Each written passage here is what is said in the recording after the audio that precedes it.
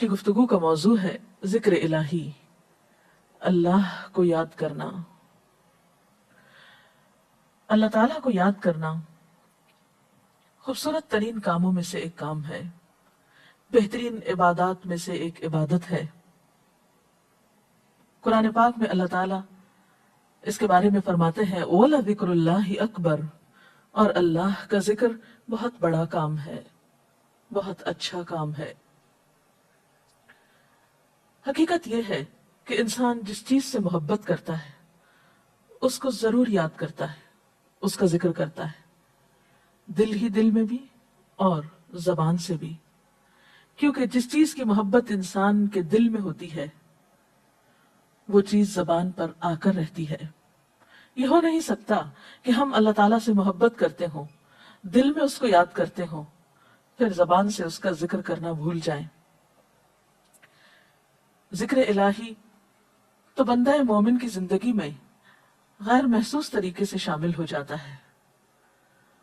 اس کی اس طرح عادت ہو جاتی ہے کہ انسان اٹھتے بیٹھتے چلتے پھرتے تنہائی میں سب کے بیچ میں بیٹھ کر اپنے رب کو یاد کرتا رہتا ہے، دل ہی دل میں یا زیر لب۔ وہ اپنے رب کو کسی حال میں بھی نہیں بھولتا، اور بھولے بھی کیوں؟ اس لیے کہ اس کی ذات پر رب کے احسانات ہر ایک سے بڑھ کر ہیں۔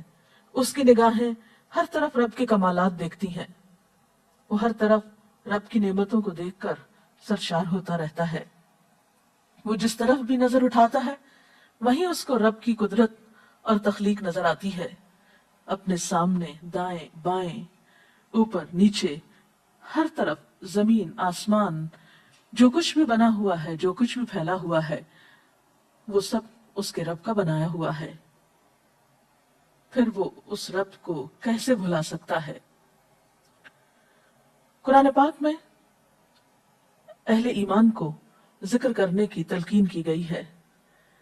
اللہ سبحانہ وتعالیٰ فرماتے ہیں فَاذْكُرُونِي أَذْكُرْكُمْ، تم مجھے یاد کرو، تم میرا ذکر کرو، میں تمہیں یاد کروں گا۔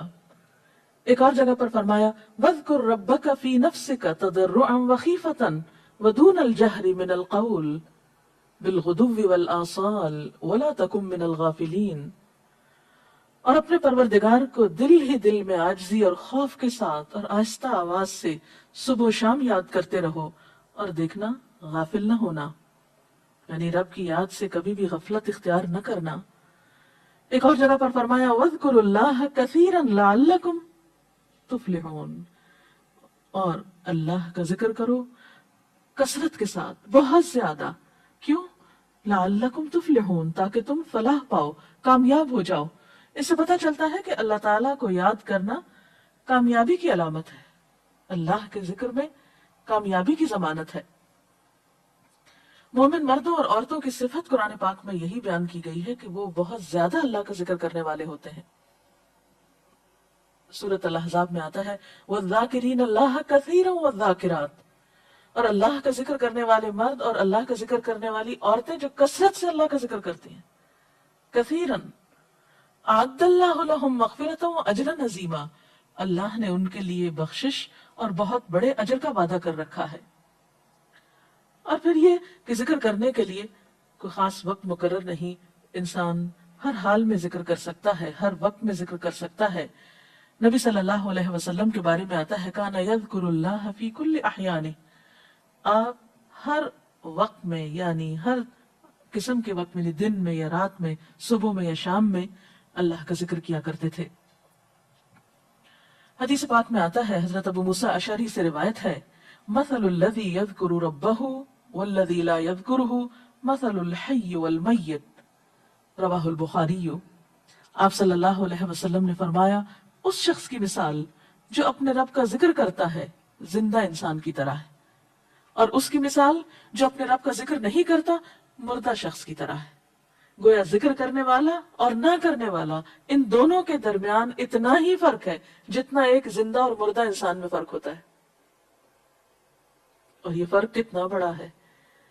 یعنی انسان تو وہی ہوتا ہے، لیکن زندہ انسان میں اور مردہ انسان میں زندگی اور موت کا فرق ہے۔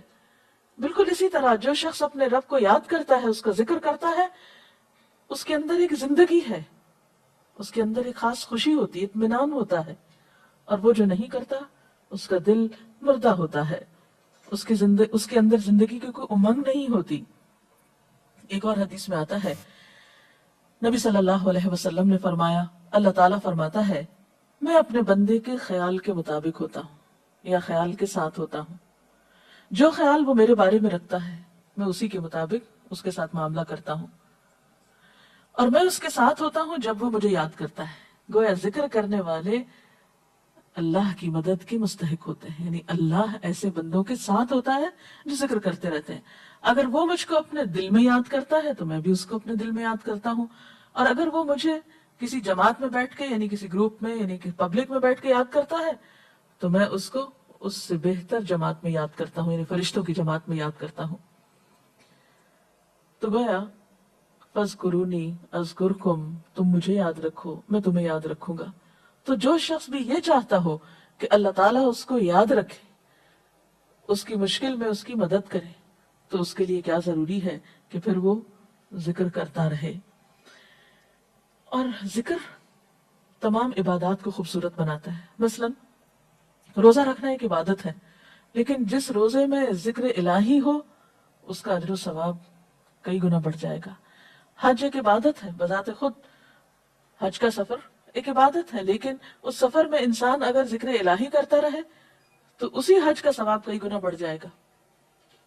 اور نماز تو سراسر ہے ہی اللہ کی یاد کا نام، اقم الصلاۃ لذکری، نماز قائم کرو میری یاد کے لیے۔ اللہ کی ذکر کا بہترین طریقہ ہے۔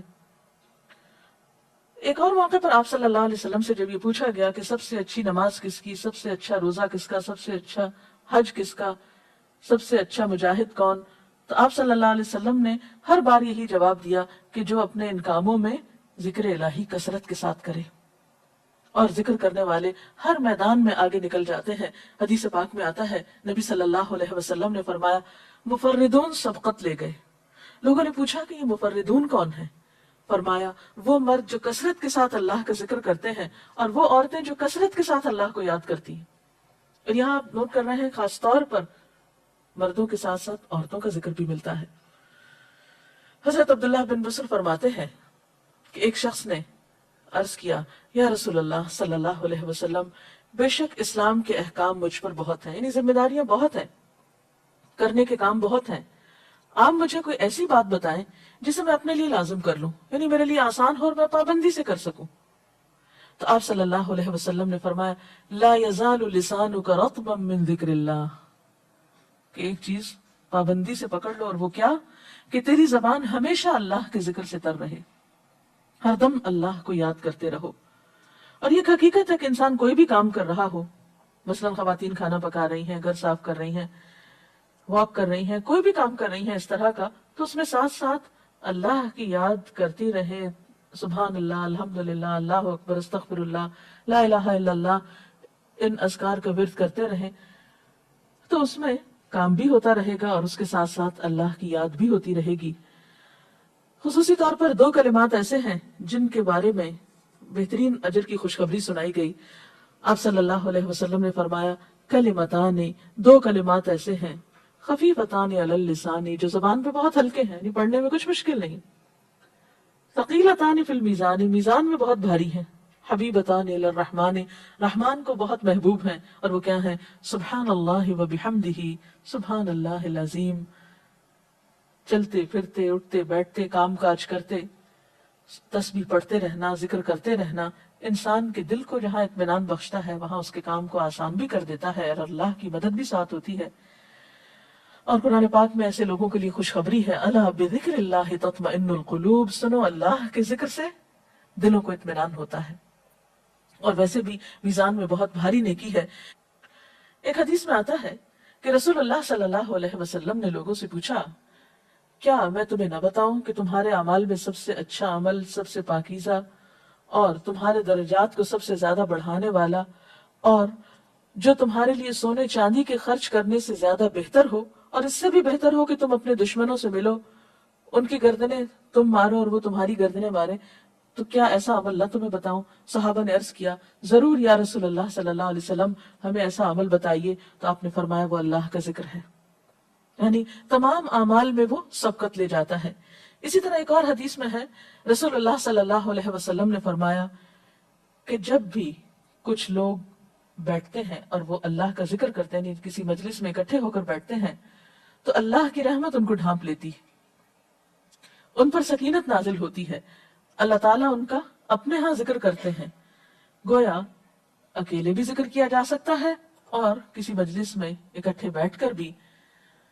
پھر اسی طرح صبح و شام بھی، جیسا کہ قرآن پاک میں آتا ہے، وَسَبِّحْ بِحَمْدِ رَبِّكَ قَبْلَ طُلُوعِ الشَّمْسِ وَقَبْلَ غُرُوبِهَا، اپنے رب کی تسبیح بیان کرو سورج نکلنے سے پہلے اور اس کے غروب ہونے سے پہلے۔ ایک اور جگہ پر آتا ہے وَسَبِّحْ بِحَمْدِ رَبِّكَ بِالْعَشِيِّ وَالْإِبْكَارِ، اپنے رب کی حمد و ثنا بیان کرو عشی کے وقت یعنی عصر کے وقت، والابکار اور صبح کے وقت۔ عشی کا لفظ جو ہے یہ زوال شمس سے غروب شمس کے درمیانی وقت کو کہتے ہیں۔ پھر اسی طرح انبیاء علیہ السلام کے بارے میں ہم دیکھتے ہیں، حضرت داؤد علیہ السلام بہت خوبصورت آواز سے، بہت خوبصورت انداز میں اللہ تعالیٰ کا ذکر کیا کرتے تھے۔ نبی صلی اللہ علیہ وسلم نے ایسے لوگوں کے بارے میں بہت خوشخبریاں دی ہیں، اور سب سے بڑی خوشخبری کیا ہے کہ خود اللہ تعالیٰ کا تقرب انسان کو حاصل ہوتا ہے، انسان کے گناہوں کا کفارہ ہوتا رہتا ہے، اور بعض اذکار جو بظاہر تو بہت معمولی نظر آتے ہیں لیکن ان کا اجر و ثواب اتنا ہے کہ انسان حیران ہوتا ہے کہ اتنے کم کلمات کے بدلے اتنا بڑا ثواب۔ جیسے نبی صلی اللہ علیہ وسلم نے فرمایا کہ الحمدللہ کہنا میزان کو بھر دیتا ہے۔ اب الحمدللہ دو لفظ ہے، لیکن جو شخص دل سے اس کو ادا کرتا ہے تملا المیزان، میزان بھر جاتا ہے اس سے۔ سبحان اللہ، الحمدللہ کے کلمات آسمانوں اور زمین کے درمیان کو پر کر دیتے ہیں۔ اتنا اجر و ثواب ہے ان چھوٹے چھوٹے کلمات کا بھی، لیکن اکثر شیطان ہمیں ان سے غافل رکھتا ہے۔ تو ضرورت اس بات کی ہے کہ ہم کثرت کے ساتھ اللہ کو یاد کرنے والے ہوں، تاکہ ہمارے دین و دنیا کے کام سنور جائیں اور آخرت میں اللہ کے محبوب اور مقرب بندوں میں ہمارا شمار ہو۔ اگر اس سلسلے میں آپ کے ذہن میں کوئی سوال ہے تو آپ کر سکتے ہیں۔ جی آپ پوچھیں۔ محترم ڈاکٹر صاحبہ، ہمیں آپ بتائیں گے کہ مسنون اذکار کی طرف ہمیں رہنمائی فرمائیے۔ بہت سی کتابیں ایسے ہیں جس میں نبی صلی اللہ علیہ وسلم سے ہر موقع کی مناسبت سے اذکار مذکور ہیں۔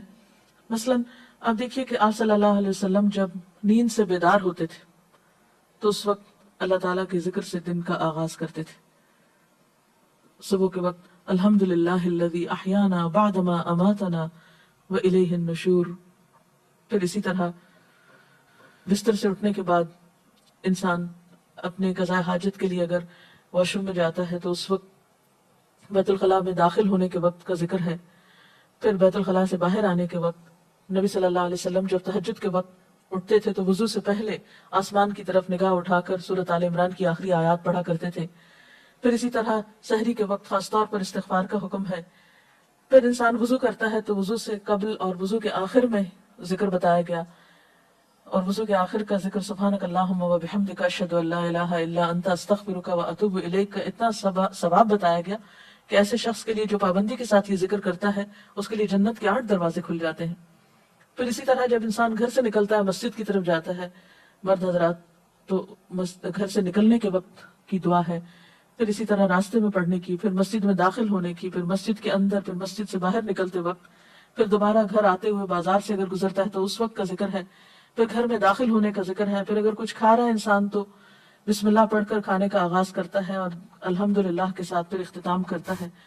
پھر اسی طرح چھینک آنے پر ذکر ہے، پھر مرغا اگر آزان دیتا ہے تو اس وقت کا ذکر ہے، پھر مؤذن کی آزان سن کر انسان اس کو جواب دیتا ہے، اس کے بعد کا پھر ذکر ہے۔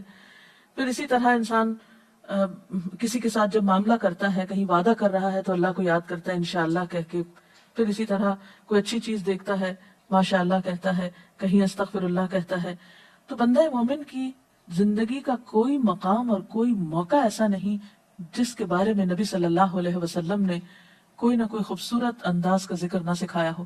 حتیٰ کہ انسان شام ہوتی ہے تو پھر صبح شام کے اذکار ہیں، پھر اسی طرح ہر نماز کے بعد کے اذکار ہیں، تسبیحات ہیں، پھر بستر میں جاتے وقت کی دعا ہے، پھر اسی طرح اگر آپ کسی بیمار کی عادت کرنے کے لیے گئے ہیں تو اس وقت کی دعا ہے۔ اگر کوئی بیمار ہو جاتا ہے تو اس کے اوپر پڑھی جانے والی دعائیں ہیں. یعنی کوئی بھی زندگی کا گوشہ ایسا نہیں جس میں ذکر الہی کی طرف ہمیں متوجہ نہ کیا گیا ہو.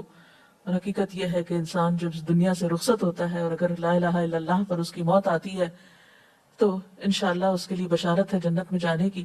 لیکن یہ اسی وقت ہو سکتا ہے جب ہم اپنے عام حالات میں ذکر کے عادی ہوں. یہ نہیں ہو سکتا کہ عام طور پر ہم غافل رہیں اور اچانک موت کے وقت ہمیں یاد آ جائے. اور بات یہ ہے کہ جس خیر پر انسان دنیا سے رخصت ہوتا ہے اسی پر پھر قیامت کے دن اٹھایا جائے گا. اس لیے ذکر کو اپنی عادت میں شامل کر لینا چاہیے. جی آپ پوچھیے. ذکر اور دعا میں کیا فرق ہے؟ کیا دعا بھی ذکر میں شامل ہے یا ذکر اور دعا تو مختلف چیزیں ہیں؟ ذکر اور دعا دونوں ایک ہی چیزیں ہیں. ذکر کا مطلب ہے اللہ کو یاد کرنا.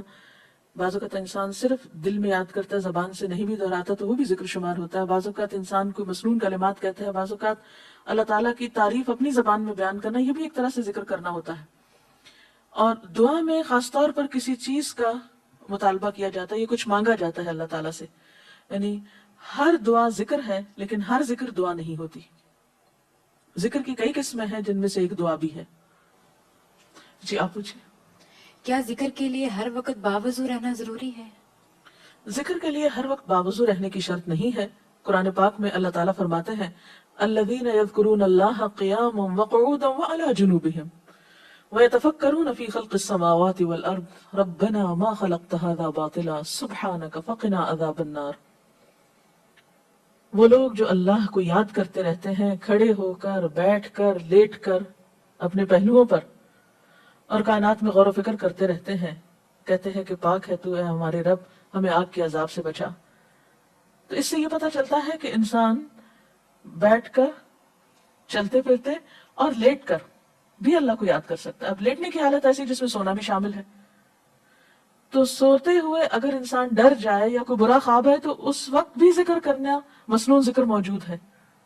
یعنی اس وقت بھی نبی صلی اللہ علیہ وسلم نے دعا مانگنے کا طریقہ بتایا کہ اب کیا پڑھو تاکہ تم اس خواب کے خوف سے, اگر کوئی ناپسندیدہ خواب ہے تو اس سے باہر آ جاؤ.